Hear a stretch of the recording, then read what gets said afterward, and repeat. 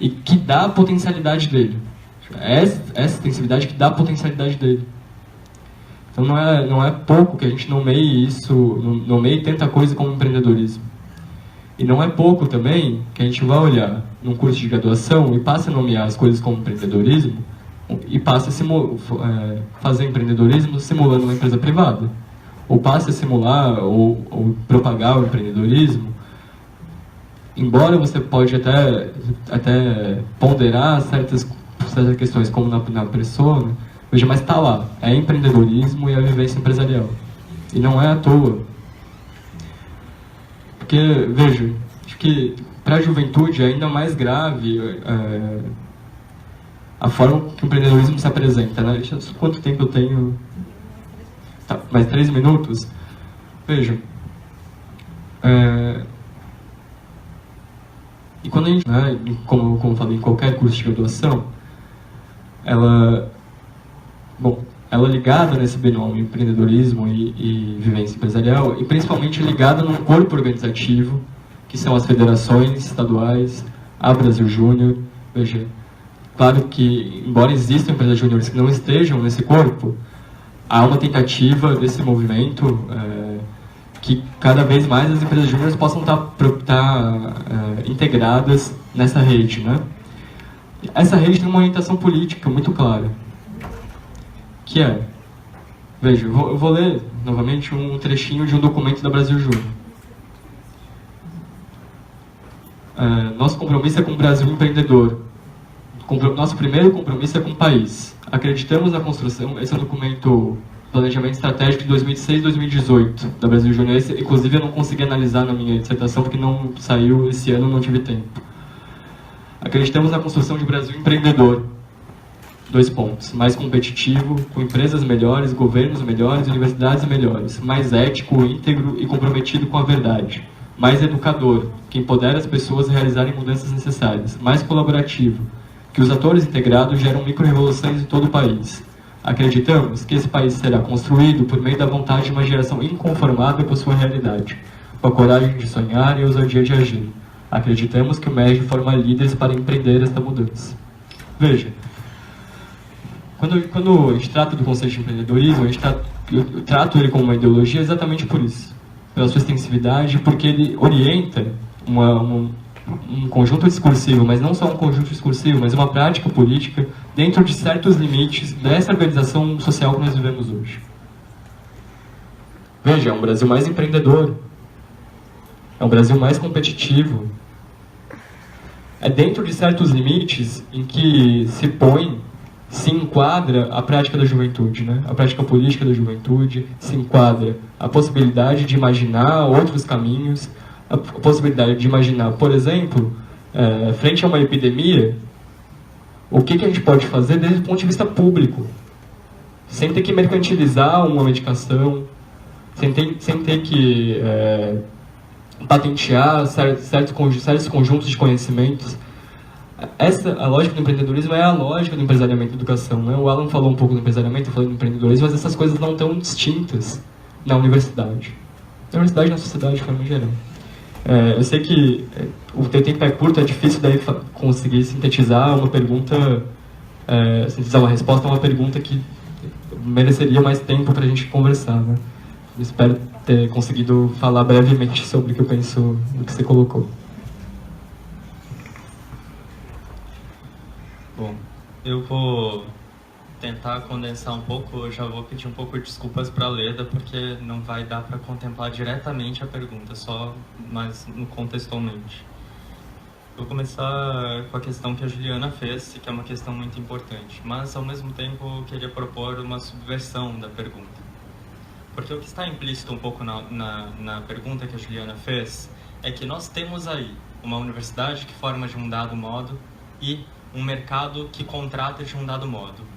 O elo de ligação entre os dois é a resolução pela via do indivíduo sobre essa tensão constante e permanente, que sempre perpassou as instituições formativas,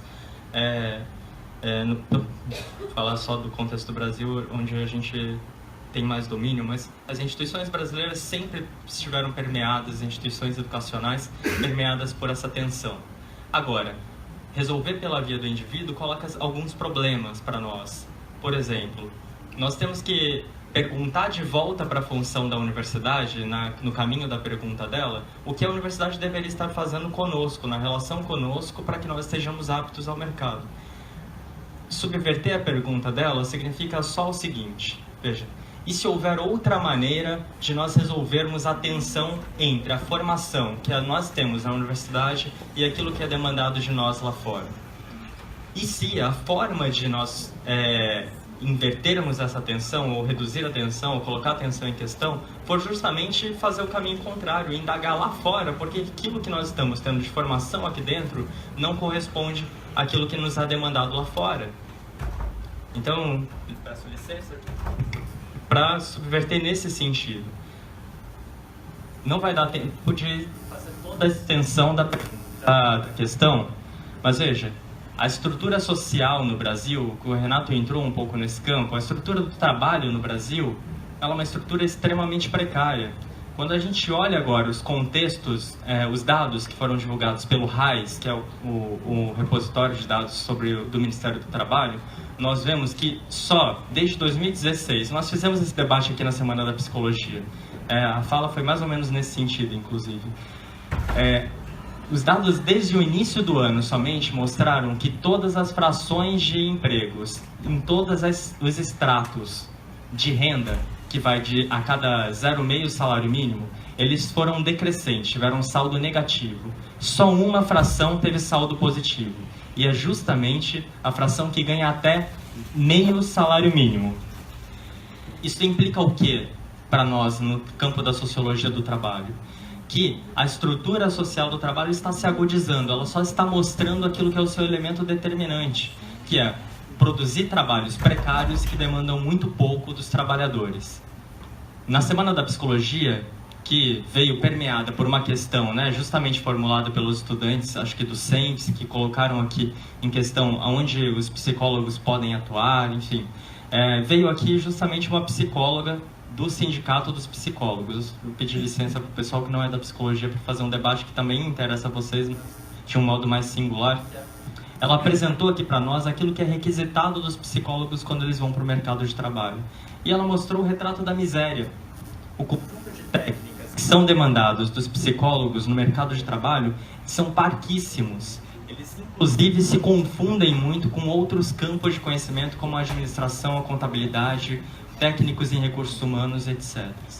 O que está sendo demandado do psicólogo hoje, o que está sendo demandado do conjunto das profissões no Brasil, não pode balizar a formação. Balizar a formação significa nivelar ela pela sua pior medida de nivelamento, que é aquilo que o mercado tem demandado. Isso não significa que a gente não deve problematizar com o tipo de formação que nós temos aqui dentro.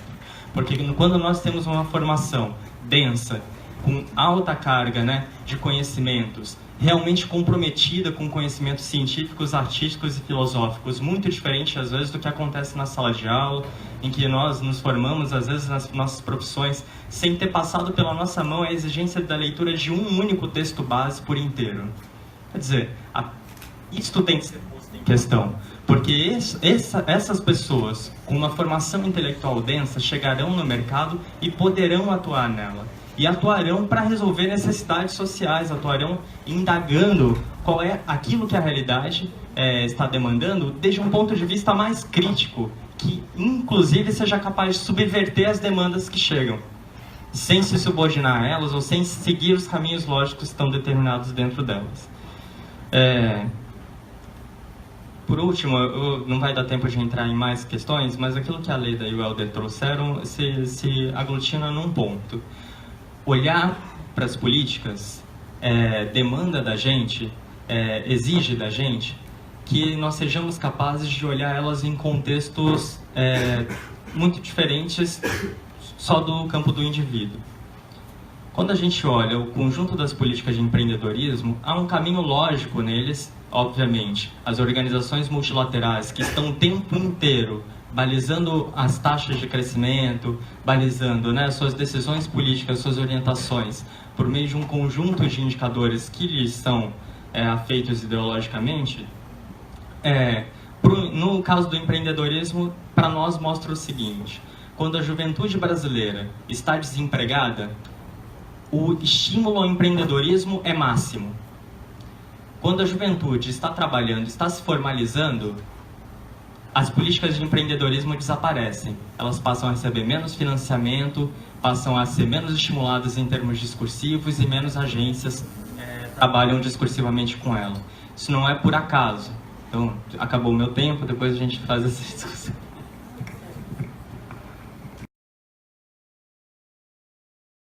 Vocês lembram o que acontece mais ou menos no mundo em 2007, 2008? Uma hecatombe financeira mundial que eleva as taxas de desemprego no mundo inteiro e derruba o crescimento mundial. Quer dizer, as taxas de desemprego estão diretamente relacionadas com o fomento ou desestímulo do empreendedorismo. Tudo bem, as meninas estão aqui representando o movimento da persona, não fizeram uma análise mais totalizante, porque tem interesses mais particulares em jogo. Agora, nós, quando vamos decidir se isto é válido ou não para a universidade pública, isso tem que passar pelas nossas reflexões. Senão, a gente está aderindo a projetos que a gente não sabe o que efetivamente eles significam para o conjunto da sociedade. Do meu ponto de vista, eu não sei se o Renato hoje em dia partilharia dessa concepção, empreendedorismo é política para amortecer a juventude, que no momento em que ela fica desempregada, massivamente, nós responsabilizamos eles. Porque o empreendedorismo significa, ao fim e ao termo, o seguinte: se vocês, como indivíduos, não estiverem conseguindo se empregar, ter uma boa rentabilidade na venda da força de trabalho de vocês, num cenário adverso, é porque vocês não estão conseguindo, neste cenário adverso, apresentar uma saída criativa que tire vocês da condição em que vocês estão para uma condição supostamente melhor. Quer dizer, isto na cabeça, no ideário da juventude, se apresenta de diferentes maneiras, que não é igual para todo mundo. Para as faixas de trabalho mais precárias, que são aquelas que os trabalhadores não precisam ter concluído metade da educação básica, a ideologia do empreendedorismo chega para eles de um modo completamente diferente do que no interior das universidades. Para essa galera, empreendedorismo significa, em termos simples, crus e puros, que eles estão ferrados e eles precisam dar um jeito, de alguma maneira, não se formalizar, mas a garantirem o seu sustento, senão a culpa é deles. E isso significa, para toda essa fração da juventude, de trabalhadores, que eles não terão acesso à previdência, que se eles ficarem doentes, eles correm por conta e risco, que esta galera, quando fica com LER, quando desenvolve doenças crônicas do trabalho, corre por conta, porque não está formalizada. E não está formalizada não porque essa galera não quer. Essa galera não está formalizada porque não há emprego, porque não há sequer uma discussão sobre o trabalho ser um direito social. Percebem?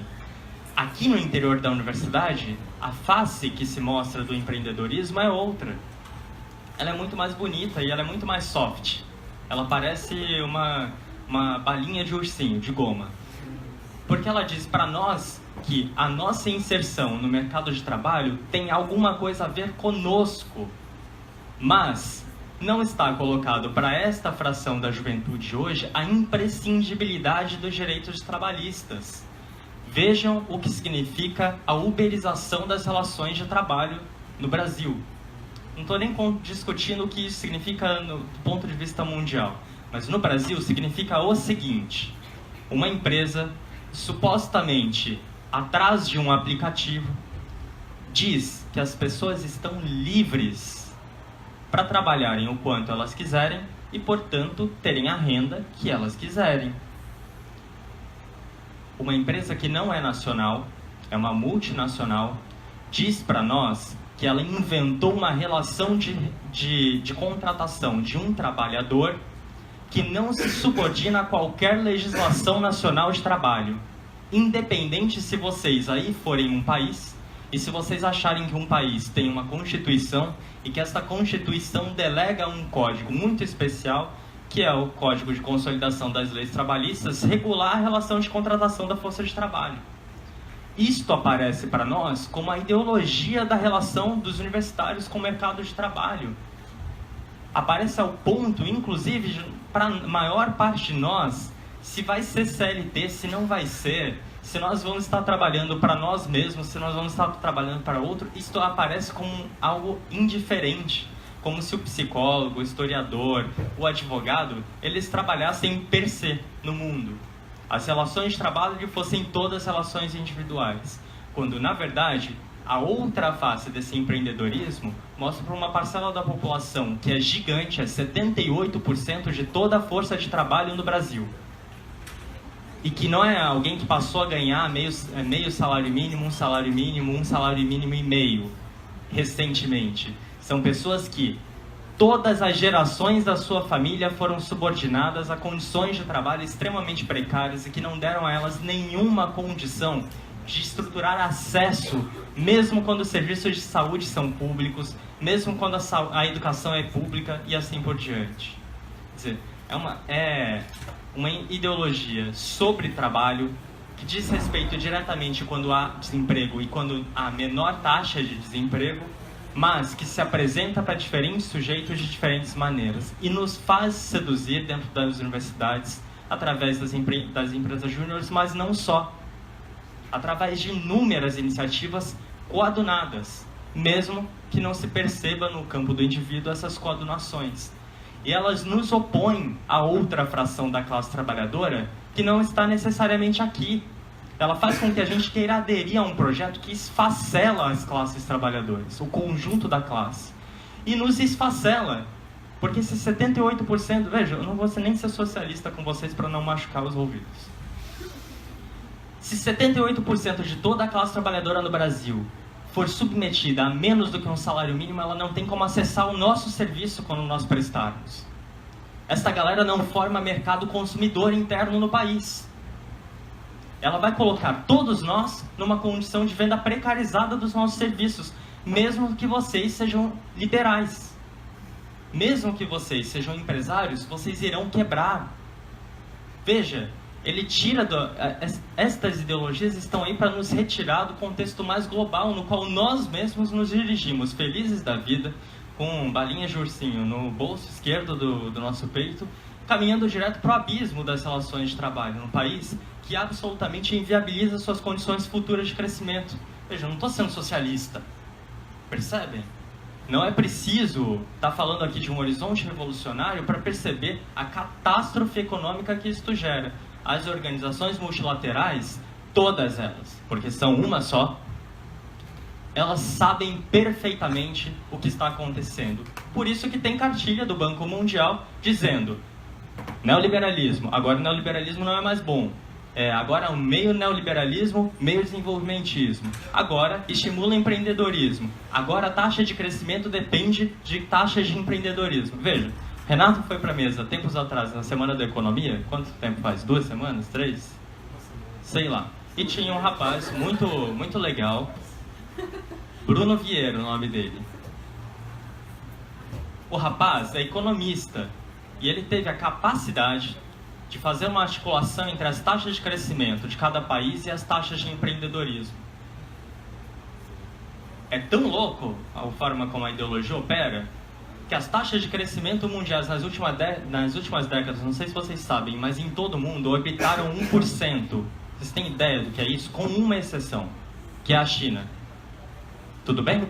Que crescia nos anos 90 a taxa de quase 14% e na última década cresceu a taxa de 7%.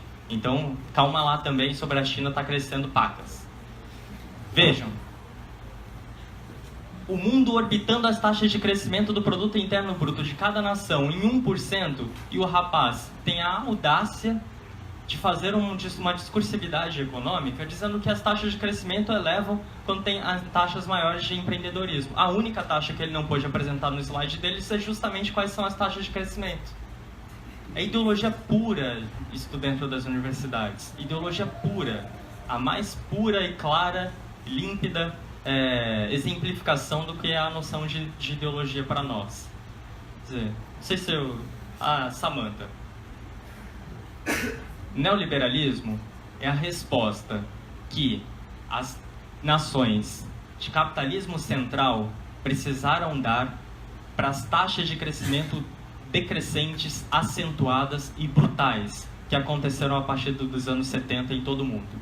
As respostas que o capitalismo vinha dando nos campos da economia e da política em todo o mundo levaram inúmeras nações à catástrofe. Não sei se vocês sabem que depois da Segunda Guerra Mundial até a década de 70 é justamente o momento de neocolonialismo em que se reverte o colonialismo na catástrofe epidêmica dos países africanos, da América Latina e do Sudeste Asiático. Vejam, o capitalismo precisou dar uma resposta para combater o comunismo e o socialismo. O nome desta resposta é neoliberalismo. É um conjunto de medidas no campo da economia, da política e da cultura que readequam toda a relação entre as instituições do Estado, os agentes econômicos e os sujeitos que estão envolvidos. Nestas proposições, a solução que eles dão, o remédio que eles dão, nunca foi provado por nenhum país de capitalismo central, porque o desenvolvimento deles não se deu nos termos do neoliberalismo. Ele é resposta para países de periferia, como o nosso, feliz da vida, que vai lá e adota uma série de medidas que, notadamente, jamais poderiam ter seguidas para o desenvolvimento desses países de capitalismo central, porque são medidas que esfacelam a relação econômica, esfacelam seus agentes econômicos. Vejam, as taxas de transferências internacionais no Brasil são brutais. Estruturalmente, esse país é dependente, e ele não é dependente por opção política.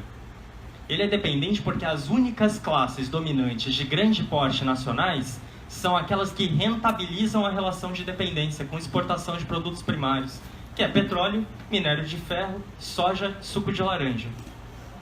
Não exporta prestação de consultoria de psicólogo, não sei se vocês percebem. Não exporta aula de história, não exporta aula de geografia, não exporta nada disso. Contrata mais ou menos e outros, conforme a sensibilidade econômica. Para terminar, o neoliberalismo, no campo da política e da economia, vocês devem conhecer bem. No campo da cultura, ainda não está esmiuçada todas as suas repercussões. A necessidade, a sociedade demanda que inúmeros campos de conhecimento se debrucem, e a psicologia é uma das principais. Ainda está como tarefa da psicologia responder no campo da subjetividade o que significou o projeto neoliberal nesse país. Com taxas de suicídio crescentes, com taxas de... Quem trabalha na clínica... Eu sou psicólogo clínico. A gente vê na clínica todos os dias, o tempo inteiro no trabalho, o que significa o esfacelamento completo da consciência do indivíduo. De não sentir que pertence a absolutamente nada. De sentir que não há vínculo nenhum possível mais no mundo. De sentir que não há horizontes possíveis. O único vínculo que se enxerga é numa relação afetiva, amorosa, numa relação erótica, em pequenas parcelas de um fragmento do que é o sujeito. Nós ainda não nos debruçamos como área de conhecimento sobre o que isto significa para os sujeitos no neoliberalismo. Isto está sendo demandado pela sociedade da psicologia. Esta resposta nós estamos ignorando. Esta e muitas outras. Percebem? Por isso, numa universidade pública que não pode se orientar por demandas de grupos específicos, que muitas vezes aquilo que nós pesquisamos não dá rentabilidade nenhuma, não pode estar vinculado a retorno econômico, não pode, inclusive, desculpem se eu machuco os sonhos de alguns, não pode, inclusive, estar vinculado aos sonhos e às expectativas individuais de vocês. Porque se a resposta que a universidade tiver que dar para o conjunto da sociedade não estiver se coadunando com os interesses dos projetos individuais de vocês, eu sinto muito. Importa mais o conjunto da sociedade do que cada um de vocês. E aí, a universidade se debruça sobre isto. Percebem? Então, estes são um pouco os dilemas que eu queria contemplar. Em toda a parte anterior não dá, porque estava um pouco... O tempo, né, nos impõe.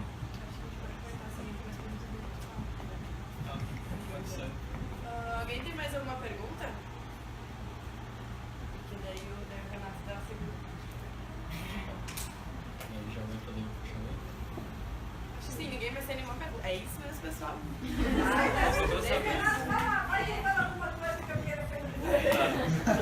Então vamos lá. Eu, depois dessa fala do Alan, não tenho muito para dizer.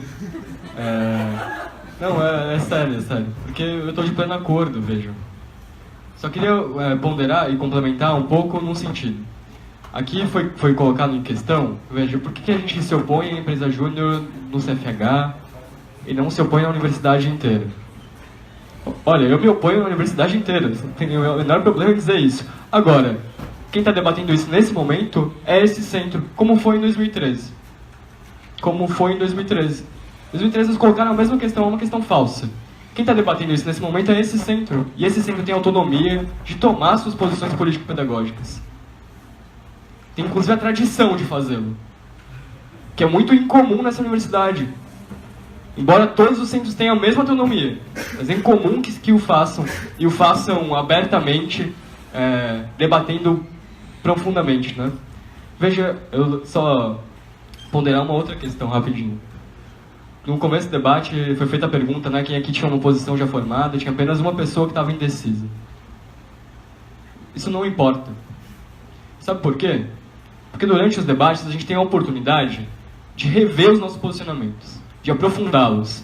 Em 2013, nesse mesmo auditório, a gente teve um debate em que, claro, eu estava mais atento a essa mudança de posição daqueles que defendiam as empresas juniores, mas a gente teve colegas estudantes que deixaram suas empresas juniores naquele momento. Optaram, naquele momento, veja, eles chegaram no debate com uma posição favorável, cristalizada, defendendo abertamente. Saíram no debate mudando de posição. A universidade é um espaço exatamente para isso. Independente das posições que nós temos o dever de colocá-las em debate. Afinal, o que a gente está fazendo aqui, então? Veja, eu poderia muito bem... Veja, sou técnico, estou em greve, sou professor do colégio... Sou psicólogo do colégio de aplicação. Eu já não tenho mais vínculo direto com o CFH, não tenho mais vínculo direto com o curso de psicologia. Tenho um pouco na orientação dos estágios, né? Poderia não estar aqui. Agora, eu produzi um conhecimento sobre isso, tenho uma trajetória sobre isso, tenho que me dispor a estar aqui. É uma perspectiva ética, sabe? Ninguém pode se indispor a estar aqui, nesses momentos. Pode não estar por diversas circunstâncias. Agora, se indispor, é o dever de cada um que faz parte dessa comunidade, da comunidade universitária. Seja estudante, seja professor, seja técnico. Tá. Agora, entrando na questão propriamente dita. Veja, e ainda mais importante pensar o CFH, porque esses organismos, os organismos multilaterais, inclusive as relações de classe internas do Brasil, têm uma política para ciências humanas. Tem uma política de tornar as ciências humanas inofensivas. De tornar elas, enquadrar elas dentro de certos limites. Até aqui, você pode ir, filho. Depois daqui, não. Até aqui você pode gerir política social, você pode estar lá, ir para o CRAS, você pode ir para o SUS, você pode estar em sala de aula, dando aula. Mais do que isso, não. Você não pode aqui debater abertamente socialismo, olha só. Que absurdo é esse? Você não pode, o Alan falou aqui, no curso de psicologia, eu me formei em 2011 no curso de psicologia, eu não fui exigido a ler um livro. Eu recebia textos básicos, eu não fui exigido a ler um livro no curso de psicologia. Eu passei o curso de psicologia, claro, eu li por conta, mas não, veja, sem ter a menor chance de dar um livro. Isso não é à toa. Isso não é só a postura do professor individualmente na sua disciplina, embora contribua, né? Eu estou ilustrando isso aqui porque há uma política de precarização do conhecimento, das ciências humanas, de colocar em certos limites. E aí, para concordar com o Alan de novo, eu já acho que a política do empreendedorismo, a ideologia do empreendedorismo, é voltada especialmente para a juventude. Para que ela não possa sonhar com outra organização societária que não essa. Porque o empreendedorismo coloca a gente para pensar as coisas nesses limites. No máximo, você pode fazer empreendedorismo social. Trabalho voluntário, ajudar uma ONG, que é a reatualização da caridade cristã. Nada mais além disso. É um novo discurso para a filantropia cristã, burguesa. gente muito viu nas elites nesse país, como elas são boazinhas, filantrópicas, fazem a campanha do agasalho da RBS todo ano, enquanto se informa a população diariamente. Vejam, tem um discurso, não vou, eu tinha separado um trechinho de um manifesto do livreto de Safato, do Benjamin Safato, professor da USP, que lançou agora. Chama Manifesto, né? Quando as ruas queimam, Manifesto pela Emergência. Esse texto eu não vou ler, mas tem um trecho que ele fala que no neoliberalismo, inclusive, como ela falou, tem uma dimensão econômica, uma dimensão política, uma dimensão cultural, e ele inclusive diz uma dimensão moral. Ou seja, dentro de quais limites, dentro de quais termos os sujeitos vão poder operar em determinado momento na história. É isso que o neoliberalismo inclusive apresenta. Para que a juventude não possa canalizar suas energias no empreendedorismo e não na ocupação, por exemplo. E não em lutar contra a PEC, por exemplo. E não em lutar contra a reforma do ensino médio. Então, só queria concordar com ela e colocar isso. Tem tudo a ver com esse momento que a gente vive. Né? É muito uma coincidência muito significativa que a gente esteja debatendo as empresas juniores de novo, num momento em que a gente vive, dos últimos anos, os ataques mais profundos que a nossa classe viveu. Num momento em que a gente aponta para o Estado e diz que ele precisa vender, tornar mercadorias todas as condições de vida da nossa classe: a saúde, a educação, a previdência, as relações de trabalho. Então, para finalizar, tem sim um aspecto político e um aspecto próprio de conformar uma classe trabalhadora que opera dentro de certos limites políticos e também econômicos. Você, por exemplo, aqui as questões da terceirização, o empreendedorismo por si só é uma forma de expropriação da classe trabalhadora. Ele opera, no Brasil, na educação, a gente, vocês que já tem uma relação com o SED, né? Você e o Alan Ledo, já devem ter discutido muito nisso, sobre a pejotização dos professores. Então, as escolas privadas, em determinados momentos da história, demitem todos os professores, forçam eles a abrir uma empresa privada, eles se tornarem um CNPJ, eles terem um CNPJ, e os contratam novamente. Mas não contratam ele, contratam a empresa. O que acontece com isso? Férias, 13º, todas as seguranças das nossas parcas, as nossas parcas seguranças regidas pela CLT, o saco. Esse professor não é mais um professor, agora é um empresário. Ele vende seus serviços educacionais. Olha a lógica do absurdo, né? É impressionante.